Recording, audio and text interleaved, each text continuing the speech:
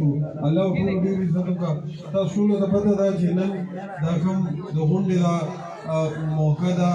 دا زما د پلار د میا جمشید په کرونا په وبا کې په هغه سختو حالاتو کې د خوف او هراس په حالاتو کې خپل خلکو په منځ کې ګرځېدو کې هغه یې تپوس کولو کې په هغه ټایم کې چې ټوله دنیا د یو بل نه تښتېده، په هغې کې د خپلو خلکو په منځ کې اوسېدو کې هغه خپل فرض وګڼلو، په هغې کې هغه د کرونا د وبا نه متاثره شو، بیا وفات شو. الله دې وبخښي. ښکلی ژوند یې تېر کړی په دې علاقه کې، ښه وخت یې تېر کړی و، ښه ورورولي ټولو سره کړې وه، هر انسان ته یې مینه ورکړې وه. او یو داسې عجیبه وخت یې تېر کړی و چې کوم سړی ورته کور ته ورغلی دی، کوم سړی ورته دفتر ته ورغلی دی، چېرته یې لیدلی دی، هغه چېرته چا نه دا تپوس نه و کړی چې ته د کوم کلي د چا د کومې پارټۍ نه ما ته د ووټ راکړی که نه. هغه د هر څه نه بالاتر خپل د خلکو خدمت کړی دی، هر چا ته یې مینه ورکړې ده، هر چا ته یې بې انتها عزت ورکړی دی، او کله یې فرق نه دی کړی. ټولو کې غټه خبره دا وه وزیرو د تاسو په ووټ باندې یو زورور وزیرو چېرته یې غرور تکبر نه و کړی، مخکې وروسته ځان پسې پنځه لس ګاډي نه ګرځولي، بمپروف ګاډو کې نه ګرځېدلی، خلکو ته یې هغه پروتوکول هغه ټول سیسټم یې د خلکو د ذهنونو نه ویستی و، ځکه چې د 2013 نه مخکې دلته یو وزیر و، هغه خو دلته ټول سیسټم بدل و، پولیس به پروتوکول یې به بګۍ به وې، د هغې خو ټول نظام بدل و. ما پلار چې کله رالو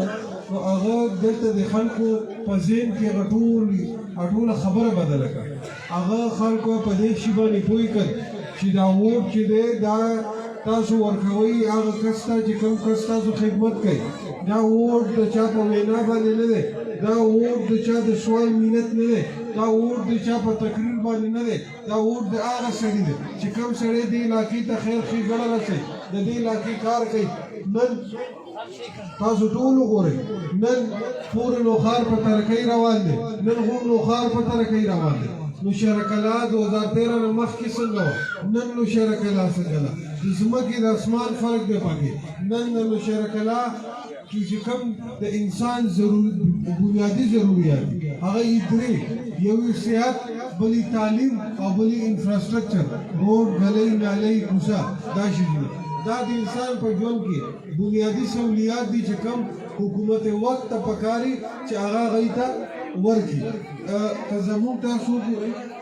زه به راشروع کېږم اول د تعلیم نه. موږ په دې مشارکلا کې چې څومره سکولونه موږ هغه اپګریډ کړ، چې څومره نور نوي سکولونه مو پکې جوړ کړ. 2-3 مالتونه داسې وو، یو جوارآباد داسې 2-3 نور مالتونه چې هلته سکولونه نو موږ هلته نوي سکولونه جوړ کړ. د مالت په سطح باندې موږ زاړه سکولونه اپګریډ کړ، موږ سکولونو ته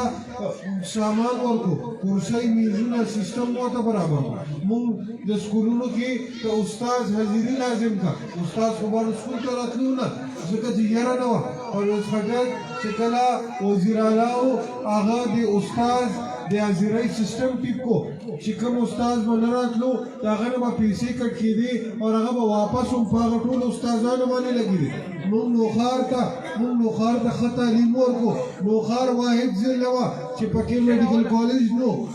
نن نوخار کې خپل میډیکل کالج دی. 3.5 ارب روپۍ ورته پرویز خان ورکړي وي، کلاسونه یې په هسپتال کې روان دي. انشاءالله په 8 میاشتو کې به میډیکل کالج په پاکستان کې ټولو کې ناموره یونیورسټي ده چې په اسلام آباد کې ده، په دې پوره صوبه سرحد کې نشته. شکر دی پرویز خان منظوره کړي ده ذاخیلو سره ایر یونیورسټي چې نوخار ته راشي د غونډې صوبې هلکان، ماشومان، هلکان، جینکۍ به نوخار ته سبق ته راځي. دا د نوخار عزت دی چې خلک د پوره صوبې نه نوخار ته راځي د ایر یونیورسټي دپاره. دې سره د زموږ د نوخار نوم اوچتېږي. نن په نوخار کې زه به د صحت خبره وکړم. موږ چې کله 2013 کې رالو په نوخار کې صرف او صرف یو هسپتال و، کوم یو؟ BHQ، یو هسپتال و صرف. نن په نوخار کې 3 هسپتالونه دي. نن په نوخار کې د قاضي حسین احمد کمپلیکس پرویز خان 3.5 روپۍ ولګولې د هغه غټ هسپتال ولاړ دی نن په هغه هسپتال کې ټول سہولیات موجود دي نن د ډي ایچ کیو عمره یو نوې بلډینګ په ډي ایچ کیو کې روان دی جوړیږي دریم د فاروق سټیډیم په مخامخ د لوخار کینټ هسپتال جوړیږي کنټونمنټ هسپتال جوړیږي دومره غټ هسپتال دی تاسو ټولو به لیدلی د فاروق سټیډیم سره خواته نن په لوخار کې په یو هلکه کې 3 هسپتالونه شو نن پاکستان تحریک انصاف په پاکستان کې په پورا پاکستان کې په پیل ځل باندې د هیلث انشورنس خبره کوي د هر کس ته هر غریب مالدار ټولو ته په خپل شناختي کارت کې د 100 لکو روپو علاج ورکوي دا علاج دی نشو ورکولی پرویز خان چې کله صوبه کې وزیر اعلی و صحت انصاف کارت هغه شروع کړو بیا د خلکو ګیله وه چې دا خو چاته رسي او چاته نه رسي هغه چې وفات ته لاړو او د هغه پالیسیانې کامیابې شوې نن د غونډې صوبه سرحده هر یو کس سره چې په جیب کې شناختي کارت وي هغه سره د 10 لکو روپو علاج مفت دی دا خو عمر کاکا خان عمر کاکا خان عمر کاکا خان تاسو ټول خپل فیصله وکړئ یو غریب سړی هغه سره د روټۍ وسلي هغه د علاج وسلي هغه چې کله بیمار شي هر انسان خپل خودداري لري دا سوال ګورو هر سړی نشي کولی سوال ډیر کم خلک کولی شي چې یو سړی بیمار شي هغه سوال هم نشي کولی هغه څه کوي یو غریب سړی چې بیمار شي هغه څه کوي د 3 لکو 4 لکو علاج به څنګه کوي نن هغه خدای دې په هیڅ بیماري نه راوړي خو خدای به که یو سړی بیمار شي هغه په سکون باندې هسپتال ته تللی شي چې که زما 15 لکه راځي که 6 لکه راځي که 3 لکه راځي زه به خپل په شناختي کارت باندې علاج کوم او یو بله خبره دا پی ایم ایل این والا په علاج کولی شي او این پی والا په علاج کولی شي دای دپاره مفت دی که دی استعمالوي د هغې نه پس وګورئ موږ په انفراسټرکچر کې څه وکړو نن نوشهره کلا څنګه په ترقۍ روانه ده زه اکثر دا خبره کوم دی وایي دوی څه کړي دي موږ درته وایو د هغه د پوره لوخار د پول نه راوالی د خیش کروړه پورې دې لوخار ته چې څومره ترقي ورکړي دا تحریک انصاف ورکړي ده تاسو ووایئ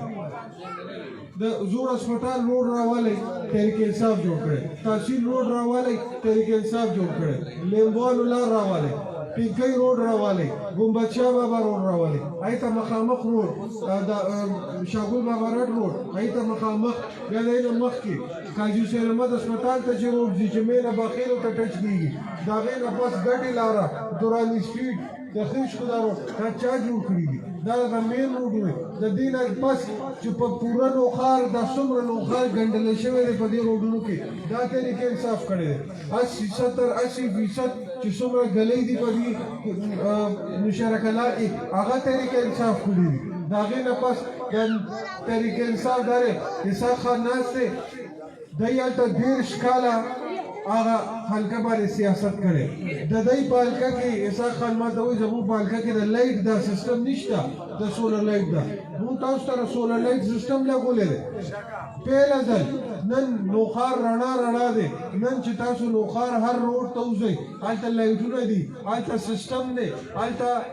هغه تورې تیاري نشته محرومیانې نشته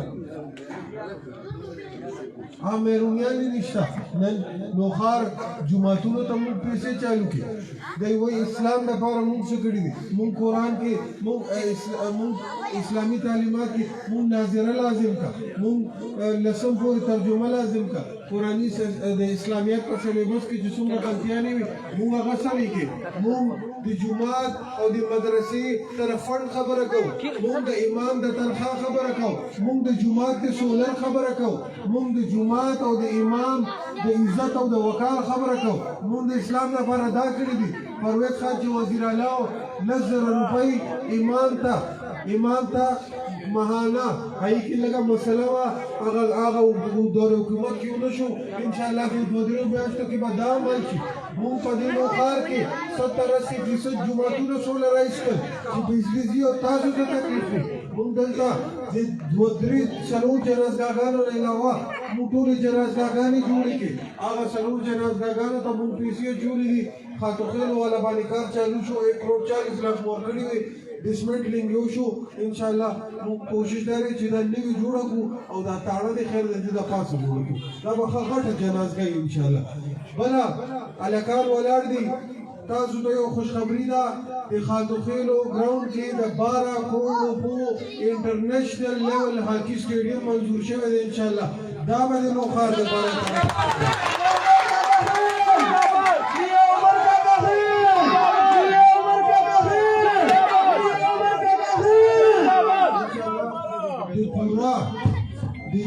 ګرد ګرد چې څومره علاقې دي د هغې خلک به د ګراوند لپاره نوښار ته راځي انشاءالله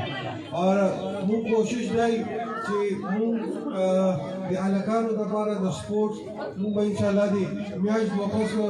سپورټس ته بیل فنډونه کېږو ډي ایس او صاحب سره زموږ خبرې شوي او انشاءالله بیا چې د کومو هلکانو دا بیټونه او سپورټس والا سیسټم پکاري انشاءالله هغه به هغه ته زموږ په فنډ کې د ګورنمنټ د اړخه مفت ملاویږي زه سره دا خبره کوم چې تحریک انصاف د علاقې ته ترقي ورکړې ده تحریک انصاف ستاسو محرومیانې لرې کړي دي دې خلکو به ستاسو نه ووټ اخیستو او تلل به پټېدل به او ستاسو تپوس به یې نه کولو نن تحریک انصاف ستاسو ته شعور درکړو تاسو ته د ووټ عزت وښولو او د ووټ مطلب یې درته وښولو انشاءالله دا خپلې خبرې راغونډوم